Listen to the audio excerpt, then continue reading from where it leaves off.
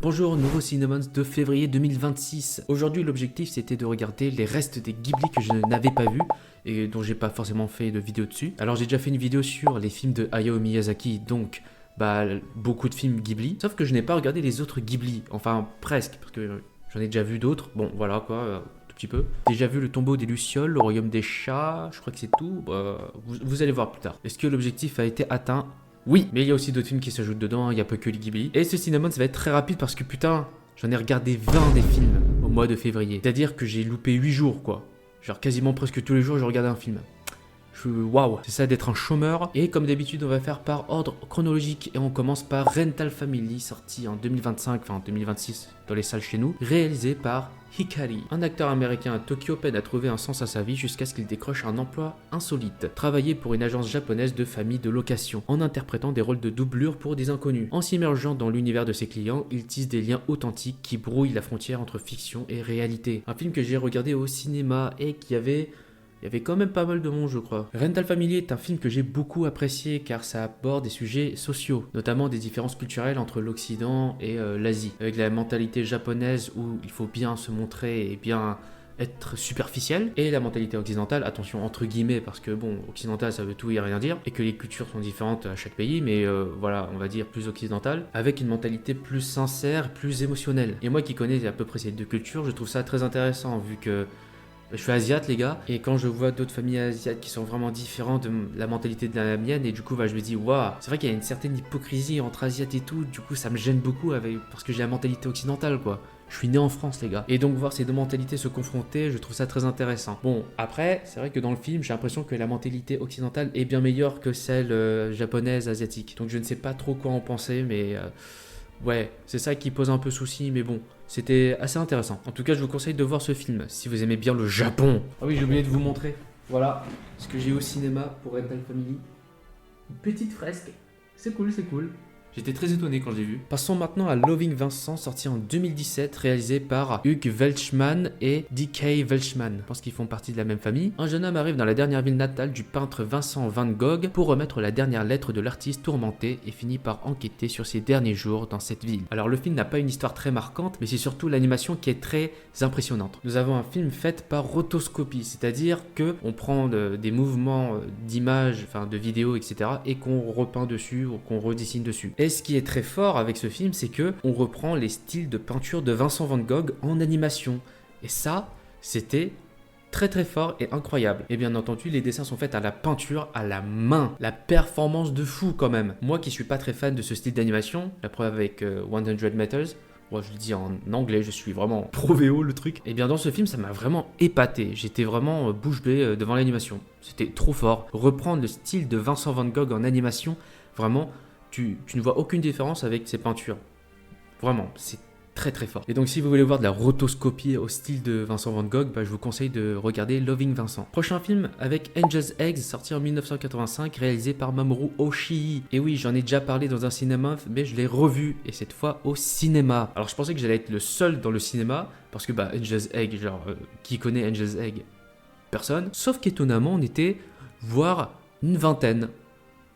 J'étais très étonné parce que Angel's Egg est vraiment un film assez particulier où il y a vraiment très peu de dialogue, où c'est vraiment très lent. Bon, pas pour moi, c'était pas lent, mais c'est très silencieux. On a l'impression que c'est très très lent, etc. Et du coup, tu fais pas trop attention. Donc voilà quoi. Mais sinon, si vous êtes curieux, je vais vous dire le synopsis. Dans les ruines d'une cité étrange, une jeune fille prend soin d'un gros œuf qu'elle serre délicatement dans ses bras. Elle se lie d'amitié avec un garçon à la recherche d'un oiseau aperçu en rêve. Si vous avez vu le Cinemons de novembre 2025, je vous ai dit que Angel's Eggs est vraiment un film à regarder plusieurs fois. La première fois que j'ai vu ce film, j'étais très intrigué et surtout confus. Mais suite à une critique que j'ai lue sur Letterboxd, je me suis dit ah, peut-être que c'est vachement meilleur que ce que je pense. Et qu'est-ce que je vois? Angel's Egg sort au cinéma en France. Je vais y aller, 100%. Et donc j'avais raison. Deuxième visionnage, j'ai trouvé Angel's Egg incroyable. C'est vraiment incroyable ce film. Déjà, au premier visionnage, je me suis dit, tiens, l'esthétique est très cool, il y a un univers et tout, c'est vraiment très intéressant. Mais au deuxième visionnage, là, j'ai fait plus attention aux détails et surtout au dialogue entre la petite fille et le garçon sur l'histoire de l'arche de Noé. Et quand tu fais attention aux détails et que tu as en tête l'arche de Noé, etc., où il y a vraiment une connotation sur ça, et bien tu trouves le film incroyable. Il y a tellement de détails et ça raconte vraiment beaucoup, alors que la première fois que tu as vu le film, tu te dis, ah, ok, mais... y a pas... c'est bizarre. Je suis confus, j'ai pas compris. Deuxième visionnage, tu comprends. Ou troisième, parce que c'est vrai que c'est assez compliqué ce film. Et donc je suis passé de 4 étoiles à 5 étoiles. Voilà. À se dire à quel point j'ai beaucoup aimé ce film. Et donc je vous conseille de regarder plusieurs fois, parce que ce film il est incroyable. On enchaîne avec le deuxième film qui est Konosuba God's Blessing in the Wonderful World, Legend of Crimson, sorti en 2019, réalisé par Takaomi Kansaki. Alors pourquoi il y a ce film? C'est parce qu'en fait je me suis retapé tous les Konosuba, donc voilà, mon isekai préféré. Ouais, je préfère me retaper des isekai que j'ai déjà vus au lieu de regarder de nouveau pour faire des krisekai. Allez, j'allais proposer le synopsis, mais bon, je pense pas que ce soit nécessaire, juste... regardez Konosuba pour regarder ce film avant, voilà, tout simplement. Et donc, qu'est-ce que j'en pense de ce film? En fait, le truc qui est assez compliqué, c'est que déjà, Konosuba en animé, c'est très bien fait, c'est très bien animé, c'est très bien réalisé. Et donc, pour le film, ils ont pas trop changé la formule, donc c'est toujours aussi bien, hein. Mais avec une vision de film, de cinéma en soi, qu'est-ce que ça donne concrètement? Ça reste quand même pas mal. Voilà, ça reste quand même pas mal. Parce que Konosuba, c'est vraiment une culture japonaise. Donc, si on met ça au cinéma en France, à part les fans d'animé, les gens qui ne sont pas vraiment initiés aux animés vont pas trop aimer. Donc, voilà. C'est pas comme le film Chainsaw Man. Voilà. Je dirais même que c'est moins bien que le film Chainsaw Man. Après, c'est normal. Mais sur l'aspect du public, ouais. Konosuba, c'est pas vraiment fait pour tout le monde. Mais si vous aimez beaucoup l'anime Konosuba, le film, regardez le film parce qu'il est canon. Voilà, tout simplement. Donc maintenant passons au film Ghibli. Bon, il y a un autre film qui s'est incrusté dedans, mais bon, vous allez comprendre. Bon, là cette fois j'ai les titres en français parce que en anglais vous allez vous perdre. Souvenir goutte à goutte, sorti en 1991, réalisé par Isao Takahata, le légendaire, hein, bien sûr, celui qui a fait Le Tombeau des Lucioles et Le Conte de la Princesse Kaguya. J'ai oublié de dire avant que j'avais déjà vu avant. De toute façon, regardez le Cinémans de janvier 2026. Voilà, vous allez comprendre. Dans une alternance lyrique entre le présent et le passé, Taeko contemple le parcours de sa vie et se demande si elle est restée fidèle aux rêves de son enfance. Alors ce film, je sais pas si j'étais super fatigué ou juste, c'était pas trop mon truc, mais j'ai trouvé le film pas si ouf que ça. Attention, comparé aux autres travaux de Isao Takahata. Ça aborde un sujet intéressant entre le présent et le passé, un peu la nostalgie, on va dire. Le fait que Taeko reste dans le passé et que là, en ce moment, dans le présent, elle n'avance pas trop, était vraiment un aspect très intéressant du film. Mais le truc qui m'a un peu, pas vraiment gêné, mais juste que j'ai pas trop aimé, c'est la façon de faire. Je sais pas, il y a les moments où ça va dans le passé, je sais pas comment trop expliquer, mais j'ai pas trop aimé sur ce plan-là. Je pense que c'est surtout les transitions entre le présent et le passé.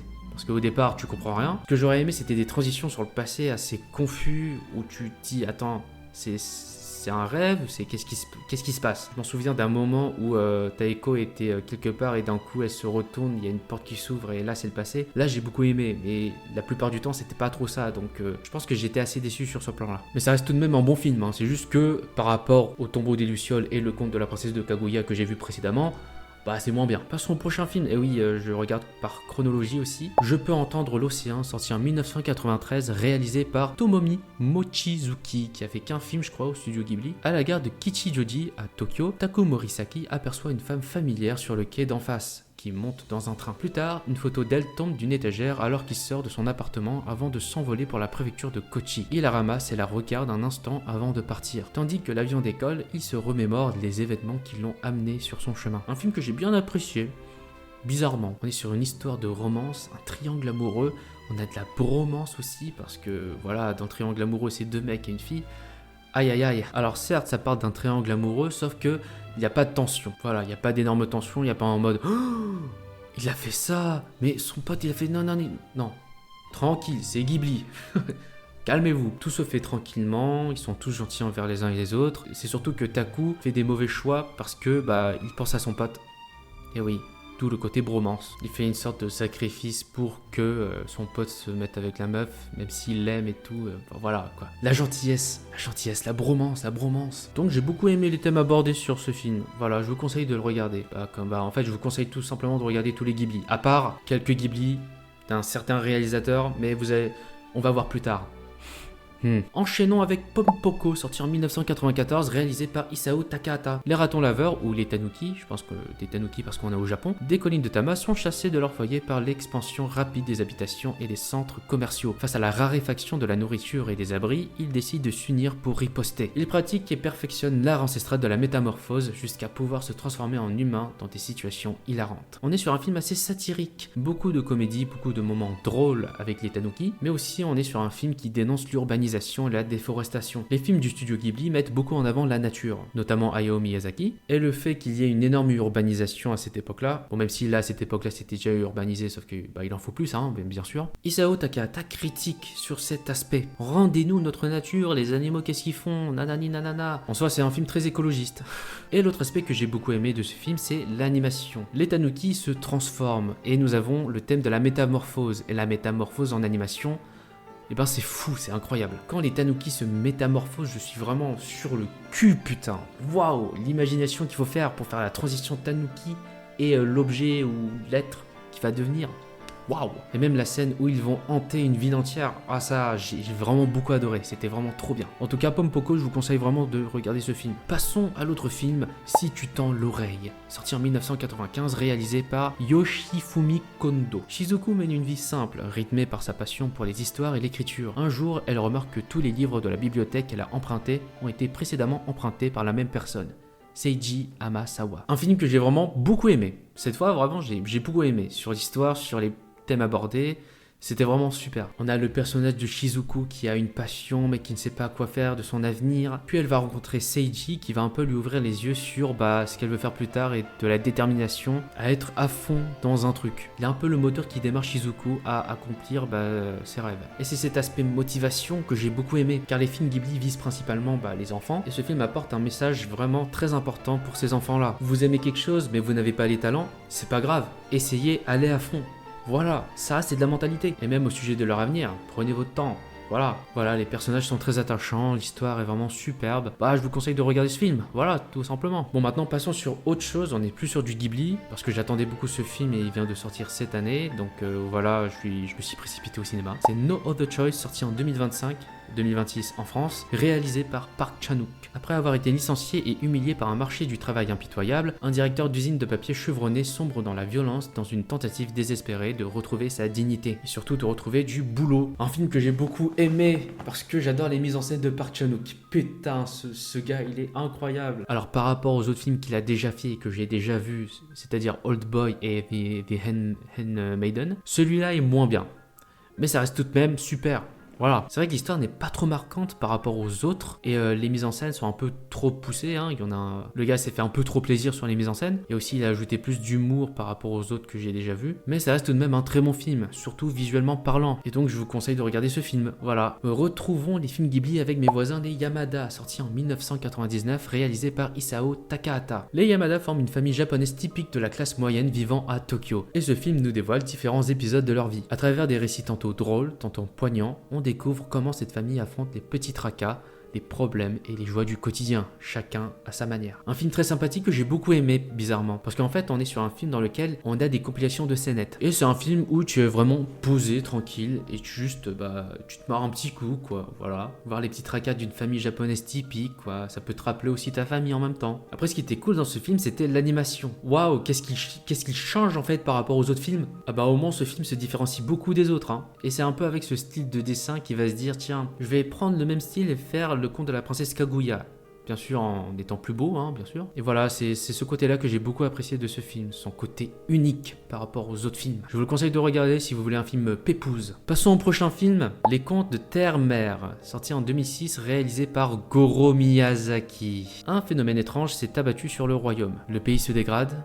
les gens se comportent bizarrement. Plus étrange encore, il commence à apercevoir des dragons, créatures qui ne devraient pas se trouver dans le monde des humains. Face à ces événements étranges, Ged, un magicien errant enquête sur leur origine. Au cours de son voyage, il rencontre le prince Aren, un jeune adolescent perturbé. Sous ses airs timides, Aren cache une part d'ombre profonde qui lui confère force, haine et cruauté, et une absence totale de pitié, surtout lorsqu'il s'agit de protéger Teru. Pour la sorcière Kumo, c'est l'occasion rêvée. Elle peut exploiter les peurs du garçon contre Ged. Ged. Alors, ce film. Le film est le prémisse de ma haine envers Goro Miyazaki. Que ce film est nul. Il est vraiment nul. Et ne vous laissez pas avoir par l'animation qui est très bien. Ce film est nul, tout simplement, il est nul. Les mises en scène sont pas folles, et même il y a des moments paysages qui n'ont aucun intérêt, et même qui est pas si bien animé que ça, parce que quand tu compares aux autres films, vous voyez le vent, ça fait des mouvements dans l'herbe. Là, il y en a pas beaucoup, quoi. Mais surtout, l'histoire. Oh là là là là là là. Le personnage de Aren, waouh, il est nul, hein. Il est nul. On a une part sombre de lui-même, etc. Mais je vois pas trop l'intérêt de ce truc. On nous explique pas trop ce que c'est vraiment. Hein, voilà, je comprends pas ce que c'est cette part de haine. Et même par la suite où il va reprendre conscience et tout de sa peur, etc. Il va faire qu'un avec sa côté colérique. Il dit que son côté colérique fait partie de lui-même. Ok, mais comment ça se fait qu'il ait des crises comme ça? Enfin, ça n'a aucun sens. Le personnage de Teru qui a un plot twist qui sort de mon cul, hein, Deus Ex Machina. Kumo et Ged, on s'en bat les couilles d'eux, hein, honnêtement. Il n'y a rien de marquant dans ce film, hein. Rien de marquant. Genre, il n'y a pas de morale ou message à porter à travers cette œuvre. Je sais pas à quoi retenir, en fait. Enfin non, il n'y a rien à retenir. Il n'y a rien à retenir. Le côté colérique, haineux de votre personne fait partie de vous. Ok? Vraiment, ce film a aucune âme. Et en plus, je ne sais pas si vous connaissez Le Voyage de Shuna, fait par Hayao Miyazaki. Eh bien, ce one-shot a beaucoup inspiré Goro Miyazaki, mais vraiment bien inspiré. Alors quand je dis bien inspiré, c'est pas du tout l'histoire, hein. Lui, c'est pas créé l'histoire, c'est surtout au niveau de l'univers. Il a littéralement repris dans ce livre certains personnages et certains concepts dans son histoire. Voilà, à se dire. Il y a même l'histoire avec le personnage là, avec son petit cheval cerf, je sais pas ce que c'est ce truc, qui a beaucoup inspiré le personnage principal. Mais en termes d'écriture, c'est pas du tout le même personnage. Hein. Et donc Goro Miyazaki, vu qu'il est le fils d'Hayao Miyazaki, il s'est dit tiens, je vais faire des films et je vais m'inspirer de mon père, mais en faisant moins bien. Connard. Voilà, ce film, c'est de la merde. Vraiment, ce film est nul. Et ne vous laissez pas avoir par l'animation, vraiment. J'aurais vachement préféré un film sur ça. Ah là là, putain, ça aurait été vachement meilleur. Ah, et aussi, n'hésitez pas à regarder Le Voyage de Shuna, qui est une très bonne œuvre, avec des personnages attachants et plus intéressants que ce film de merde. Du personnage féminin Teru par rapport aux autres films Ghibli. Ah putain, ah la pauvre, hein. La pauvre Teru. Ah, elle sert à rien. Elle sert à rien. Genre, on la voit pas comme une femme forte, indépendante, comme dans tous les autres Ghibli. Elle est vraiment là, voilà quoi. C'est aussi l'un des aspects de pourquoi j'ai pas aimé ce film, parce que les personnages féminins, comment sont considérés, sont pas ouf. Passons au prochain film, Arrietty, le petit monde des chapardeurs. Putain, c'est dur. Sorti en 2010, réalisé par Hiromasa Yonebayashi. Arrietty, 14 ans, et le reste de la famille Clock vivent paisiblement et anonymement, se construisant un foyer à partir d'objets empruntés aux habitants humains de la maison. Cependant, la vie des Clock bascule lorsqu'un jeune garçon découvre Arrietty. Un film que j'ai vraiment beaucoup aimé parce que j'adore les trucs miniatures. Voilà, tout simplement. Ah bah si j'ai aimé Arthur et les Minimoys, Arrietty, j'ai beaucoup aimé. Hein. C'est surtout cet aspect de la représentation de la nature qu'on voit toute petite, mais en version plus grande. J'adore. En plus, la nature dans ce film, c'est vraiment très très beau. Alors, par rapport aux autres films Ghibli, on aborde le sujet de la maladie. Et en fait, le jeune garçon, il est malade. Et donc, voilà, c'est assez triste de voir ça. Mais le fait que Arrietty parle avec lui comme si il était normal, franchement, c'était cool à voir. Mais on a surtout un côté un peu plus triste par rapport au film Ghibli. Par rapport au Tombeau des Lucioles où c'est vraiment très triste. Où d'habitude on a quelque chose de très heureux à la fin, là on a quelque chose de plus triste. Enfin qui est plus brise-cœur quoi. Et donc cet aspect-là m'a vraiment intéressé, mais c'est surtout l'univers que j'ai adoré. Voilà. Passons à La Colline aux coquelicots, sorti en 2011, réalisé par Goro Miyazaki. Yokohama 1963. Le Japon se relève des ravages de la Seconde Guerre mondiale et se prépare à accueillir les Jeux Olympiques de 1964. Dans un climat d'optimisme mêlé de tension, la jeune génération s'efforce de se libérer du poids d'un passé douloureux. Sur cette toile de fond d'espoir et de changement, une amitié naît entre Umi et Shun. Mais un secret enfoui de leur passé refait surface, menaçant leur avenir et les séparant. Est-ce que je vous avais dit que je détestais Goro Miyazaki? Eh bien, La Colline aux coquelicots, j'étais assez surpris que Goro Miyazaki sache faire un bon film. Alors, bon film, c'est un grand mot, hein, c'est moyen quoi, c'est pas ouf, littéralement c'est vraiment pas ouf. On est sur une romance entre Umi et Shun, sauf qu'il y aura un événement qui va tout basculer où c'est vraiment waouh, c'était assez choquant, qui rajoutait un côté intéressant sur comment aborder cet aspect là. Sauf que, non, le problème est réglé, du coup voilà quoi. C'est bien, happy ending. Voilà, c'est vraiment les films de Goro Miyazaki. Le pire, c'est que Hayao Miyazaki était à l'écriture de ce film. Heureusement que c'est pas lui qui l'a réalisé. Hein. Après, l'aspect positif, c'est le genre de bâtiment où il y a plein de clubs et tout, où c'était vraiment cool à voir visuellement, et que tous les lycéens se soudent entre eux pour rénover le bâtiment. Voilà, il y a un petit message en mode on reste soudés, même après la guerre, etc. Voilà, on va de l'avant, nanani nanana. C'est pour ça que ce film est meilleur que Terre Marin, je sais pas quoi là. Alors, est-ce que je vous conseille de regarder ce film?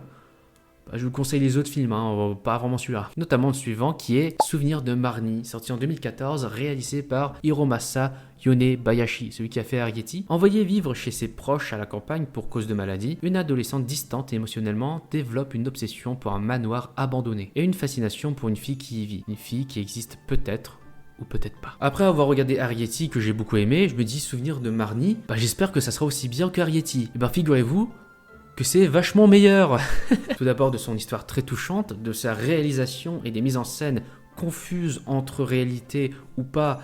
Là, franchement, c'est ce que j'adore dans les films, quand ça mêle réalité, fiction et tout, c'est pour ça que j'adore Satoshi Kon. Et surtout des personnages qui sont très attachants. Ah là là, des petites filles. N'imaginez pas autre chose. Et vraiment, Souvenir de Marnie, c'était un film très touchant. C'est vraiment un très très bon film. J'ai adoré. Peur de mystère et tout. Qui est cette fille? Pourquoi on peut la voir que le soir? Bien entendu, il y a des révélations et tout ça se passe à la fin. Et là, waouh! Ah putain, waouh! C'est vraiment très bien scénarisé. J'ai adoré ce film. Je vous le conseille énormément de regarder ce film. Passons au prochain film, La Tortue Rouge, sorti en 2016, réalisé par Michael Duboc de Wit. Et oui, c'est un film Ghibli. En fait, c'est une collaboration franco-belge-japonaise. Cocorico et les frites. Et c'est vraiment un film officiel Ghibli, alors que personne n'en parle, c'est fou. Ce film sans dialogue suit les principales étapes de la vie d'un naufragé sur une île tropicale déserte peuplée de tortues, de crabes et d'oiseaux. Voilà, c'est vraiment le synopsis. On est sur un film sur la vie. Tout simplement, sur la vie. Alors de façon accélérée, hein, bien sûr. Où t'as un homme qui est sur une île perdue et qui veut essayer de partir, sauf que il va pas y arriver, hein, le pauvre. On est sur un film, ça se voit qu'il y a une touche très européenne. Alors je sais pas comment ça se fait que j'arrive à vraiment voir direct que c'est européen, mais quand t'es habitué à regarder des animés et des films d'animation japonaise, tu vois clairement la différence entre un film européen et japonais, quoi. Alors il y a le style de dessin et le chara-design, oui, clairement ce n'est pas vraiment japonais, hein, mais c'est surtout les mises en scène dans ce film, parce qu'en fait, chaque plan est un plan large, très paysagiste. On met vraiment en valeur la nature, qui est vraiment la touche très Ghibli, hein. Après, je trouve cet aspect assez intéressant, mais bon, voilà, quoi, c'est un film sympathique, quoi. Avec bien entendu une touche de fantastique, hein, qui est assez bizarre, honnêtement. Après, ça reste un bon film, hein, même si j'aime pas trop l'animation, parce qu'en fait, c'est assez bizarre. Peut-être un mélange entre 3D et 2D, je sais pas, mais j'ai pas trop aimé sur ce point.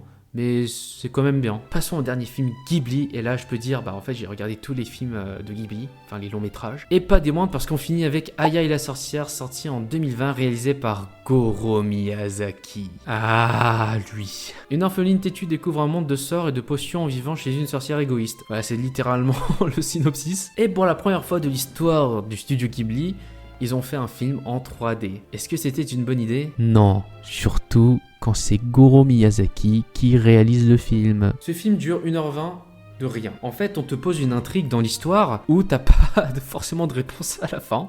Du coup, tu te dis, c'est quoi cette merde? En fait, ce film, c'est comme le conte de Terre-Mère, là, sauf que c'est en vachement moins bien.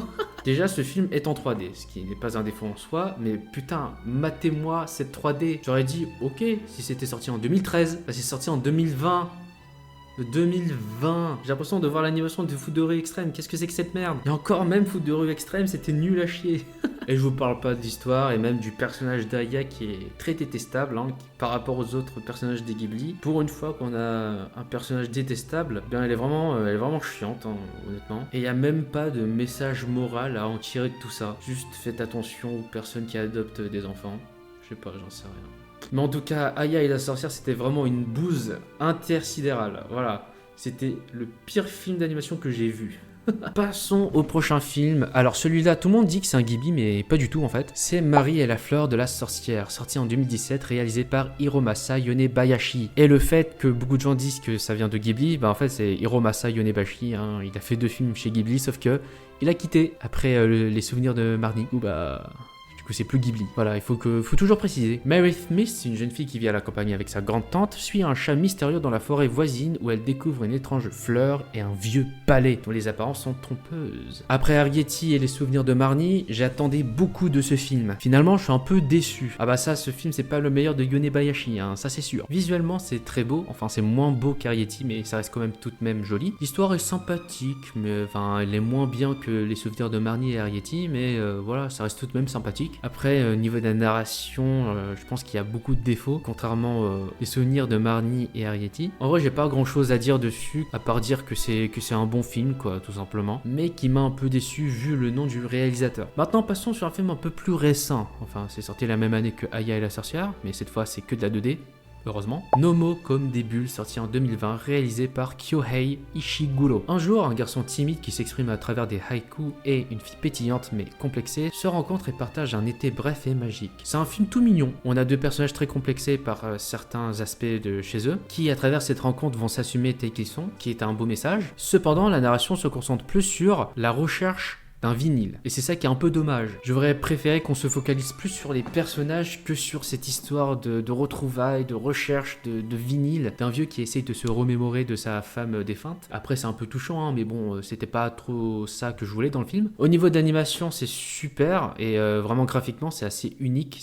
Après, c'est très pétillant au niveau des yeux. Hein. Attention à ne pas trop augmenter la luminosité, sinon vous allez avoir mal aux yeux. Mais en tout cas, ça reste un film très sympathique. Maintenant, passons à un autre film qui est un peu plus récent cette fois-ci. Bubble, sorti en 2022, réalisé par Tatsuro Araki. Dans un Tokyo abandonné, envahi par des bulles et des anomalies gravitationnelles, un jeune homme surdoué fait une rencontre déterminante avec une mystérieuse jeune fille. Alors ce film, comment dire, j'étais un peu déçu parce que j'avais vu la bande-annonce en mode waouh, graphiquement c'est beau putain. Et bien finalement je vois de la 3D donc je suis un peu déçu. Après j'ai vu le studio d'animation qui a fait ça, Wii Studio, je fais ah bon bah c'est Wii Studio en même temps. L'histoire n'est pas si marquante que ça, elle est un peu mignonne quoi. Entre la jeune fille qui est une bulle littéralement, qui tombe amoureuse d'un humain. Déjà je sais pas comment appeler ça, c'est un peu bizarre quand même. Une romance entre un jeune homme et une bulle. Ok. Je vois pas trop de message moral à travers ce film, à part que l'amour n'a aucune limite, même avec des bulles. Le côté parcours qui m'avait beaucoup attiré, bah franchement j'ai bien aimé. En tout cas sur cette partie c'est très bien animé, hein. Mais bon c'est surtout le côté 3D qui m'a beaucoup gêné quoi. Et oui je déteste la 3D, enfin surtout dans l'animation japonaise. Hein. Pour moi c'est comme Nomo comme des bulles, c'est sympathique. Et non pas parce qu'il y a le mot bulle dans les deux titres, mais voilà c'était sympa. Et donc le dernier film, on est déjà à 1h15 de tout. Et là cette fois on passe dans les années 2000, tectonique. Vampire Hunter D Bloodlust, sorti en 2000, réalisé par Yoshiaki Kawajiri. D est un vampire légendaire. Alors, un vampire est un hybride entre vampire et humain, donc un enfant d'humain et de vampire. Rivalise avec une famille hétéroclite de chasseurs de primes pour retrouver Charlotte Elbourne, une jeune femme qui semble avoir été enlevée par le noble vampire Meyer Link. Un film que j'ai beaucoup aimé. Voilà, pas parce que c'est un vieux film avec l'esthétique de l'époque. Non, pas du tout. Enfin si, en partie, mais surtout de l'histoire et comment c'est réalisé. Avec le personnage de Dee où on a l'impression que c'est une mauvaise personne, en mode je suis un chasseur de primes, voilà, c'est tout ce que je fais, voilà, je tue. Mais il a un cœur ce gars. Il a un cœur, il est gentil ce gars. Et surtout de son côté d'empire, enfin d'empire, je sais pas comment on dit en français, mais j'ai pris en anglais, voilà. Où vu qu'il est à moitié humain et à moitié vampire, il ne sent pas vraiment une appartenance envers ces deux communautés. Déjà la communauté humaine qui le chasse, car bah en fait il est quand même un vampire, hein, reste tout de même un vampire même s'il est humain vampire. Et le côté vampire qui lui ne veut pas intégrer car les vampires ce sont des bêtes sauvages qui se nourrissent de sang d'humains, donc voilà quoi, il est dans un entre-deux où il peut pas appartenir à une communauté en particulier. Mais le plus intéressant de ce film c'est le personnage féminin, je sais plus comment elle s'appelle, mais pas la meuf qui se fait kidnapper là, qui au fil de l'histoire remet en question ses préjugés envers les vampires, enfin les vampires, enfin les vampires d'empire. Bon, tout ce qui est vampire, et le tout se fait visuellement. Et ça, c'est ce qu'on attend d'un film. Un film, c'est fait pour être vu, donc il faut que tout soit vraiment bien fait visuellement, même au détail près. Que ce soit sur l'animation ou même sur la narration. Et de ce côté-là, c'est vraiment super bien fait. C'est pour ça que j'ai adoré ce film. Voilà, au lieu d'avoir des explications orales qui durent 5-10 minutes, montrez-nous en fait. Voilà, tout simplement. Un film, c'est fait pour être vu, pas écouté. Et donc, je vous conseille énormément de regarder ce film, parce que il est vraiment dingue, il est super. Voilà pour le Cinémons de février 2026, 20 films. C'est beaucoup, voilà, j'ai fait 1h20 de rush, j'en ai marre. Alors si vous voulez, vous pouvez me suivre sur Letterboxd pour voir les films que j'ai vus, hein, tout simplement. Ou même voir les critiques après mon visionnage de film, parce que oui, je fais des petites critiques. Bon après, je pense pas que ça soit nécessaire, mais si vous voulez, hein, faites-le. Maintenant, on va se fixer un objectif pour le mois prochain, en mars. On est déjà en mars là, mais bon, c'est pas grave. Et pour ce mois-ci, j'ai l'ambition de me mater tous les films de Makoto Shinkai. Your Name, Suzume, et Les Enfants du Temps, etc. Et on va voir si Makoto Shinkai est surcoté ou pas. Après, si j'ai tout vu et qu'il me reste encore des jours, je vais me mater des films plus récents, comme A Silent Voice, que j'ai déjà vu, que j'ai le steelbook aussi. Voilà, je me le remate parce qu'en fait, maintenant que j'ai vu beaucoup de films, maintenant il est temps de vraiment juger si Silent Voice est vraiment un bon film. Et même aussi voir les autres films du réalisateur qui a fait Silent Voice. Voilà, par curiosité. Voilà, merci d'avoir regardé cette vidéo, même si je pense qu'il y a vraiment 4 personnes qui l'ont vu. On se retrouve pour le mois prochain pour le Ciné Month de mars. C'était Macrage. Ciao.